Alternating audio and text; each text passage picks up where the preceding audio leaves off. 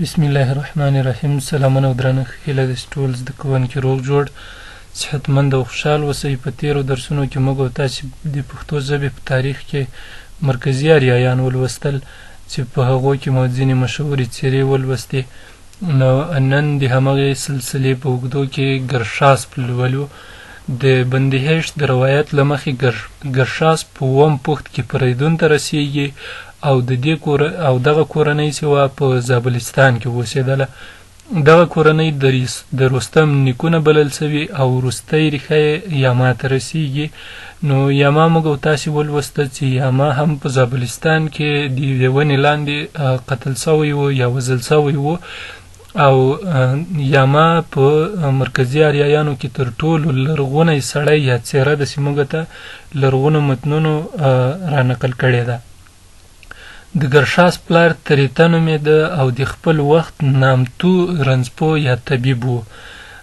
تریته 3 زامن لرل او دا سړی دریم سړی ده چې د سوما شرابې جوړول د هغه وخت د افسانو له مخې چې دی د دغو شرابو دریم جوړونکی و. نو یا چې کله دغه شراب جوړ کړل د دریم سړي په توګه باندې، نو دې سړي ته د همغه وخت د عقایدو له مخې 3 زمن ورکول سول. چې یو یې وارواخش نومېده، بل یې ګرشاسپ نومېده او د دریم نوم یې د موږ د دغې څېړنې په لاس کې نسته.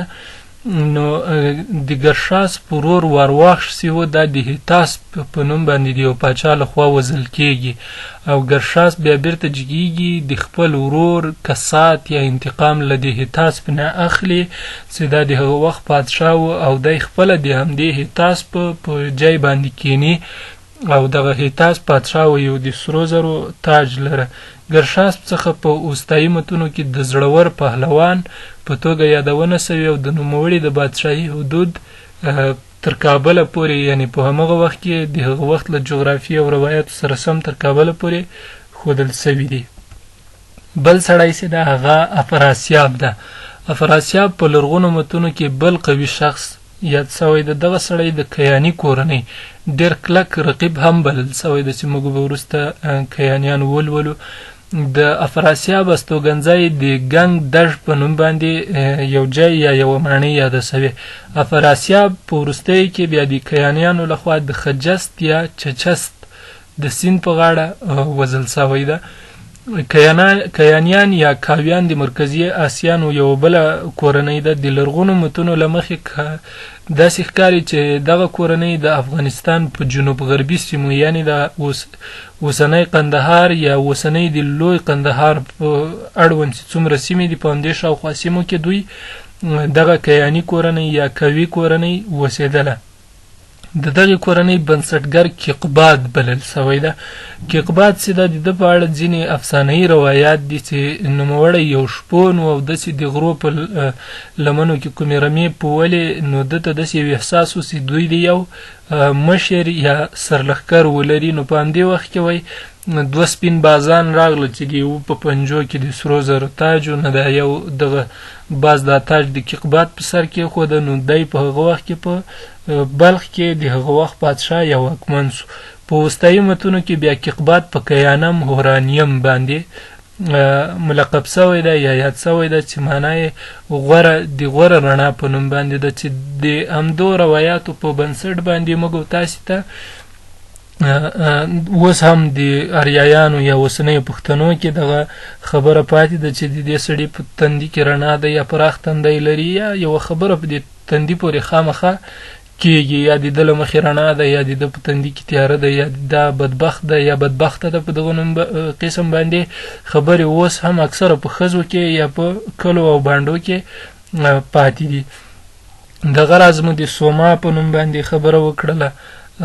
نو سوما یو ډول بوټی و چې هغه له هغه نه به دغه د سوما شراب جوړېدل او هغه موږ تاسې تریته یا هم د ګرشاسپ په دې درس کې ولوسته.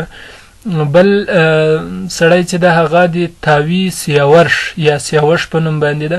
سیاوش له کیکاوس نه وروسته د مرکزي اریایانو مشر و. د ګمان له مخې د کیکاوس زوی بلل کېږي یا بلل سوی او د ګنګ د ژمانې ماڼۍ همدې سیاوش ته منسوبه ده چې دا ده جوړه کړې وه چې بیا افراسیاب په زور ترې نیولې او ده یې وژلی ده.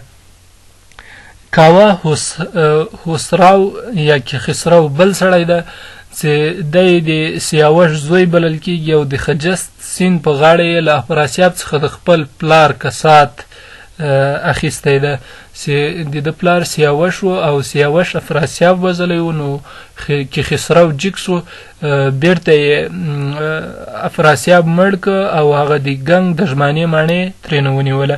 د کیخسرو د خپل پلار د وخت اریایي حدود بیرته ونیول او تورانیان یې له خپلو سیمو څخه وشړل. نو کله چې افراسیاب راغی او په دغو منطقو باندې لمن واچوله یا په جبر او زور باندې ونیول، نو کیخسرو بیرته هغه سړی و چې دغه منطقې بیرته له دغو پردیو نه خلاصې کړي او ازاد یې کړي او هغه د خپل نیکونو کوم حدود جغرافیوي حدود چې ول هغه یې بشپړ کړل یا یې ونیول.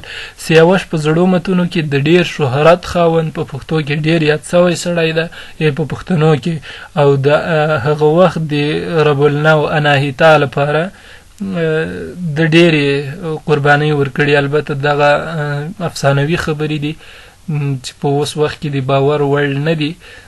نو د همغه وخت د خپل دین لپاره وفادار سړی پاتې و یا د هغه لپاره ډېرې قربانۍ ورکړې وې. نو دا و د موږ او تاسې د نن ورځې درس بل خیره سره د موږ او تاسې په اریایي 12 قبیلو کې د پښتنو جای او ځایګی وي. نو تر بل درسه ښې چارې.